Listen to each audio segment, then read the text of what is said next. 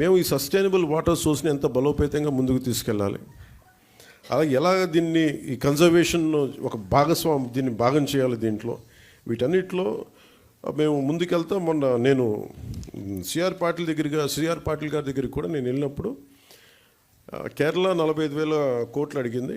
మేము అడుగుతుంది కనీసం మాకున్న రాష్ట్రానికి మాకున్న పరిధి కనీసం ఒక 70,000 కోట్లు మాకు మంజూరు చేయమని నేను ప్రతిపాదించాం. రాష్ట్ర ప్రభుత్వం తరపు నుంచి ప్రతిపాదిస్తే వాళ్ళు అడిగింది ఏంటంటే, మీరు కంప్లీట్ డీటెయిల్డ్ ప్రాజెక్ట్ రిపోర్ట్ తీసుకొని ఎందుకు మీకు 70,000 కోట్లు ఖర్చు అవుతుంది అది మొత్తం వివరాలు ఇమ్మంటే మేము ఆ క్రమంలో ఉన్నాం. ఐ థింక్ అది శశిభూషణ్ గారు చెప్పాలి. అది ఆల్మోస్ట్ ఇప్పుడు మనం వచ్చి జనవరి నెలాఖరికి కంప్లీట్ డిపిఆర్ తీసుకొని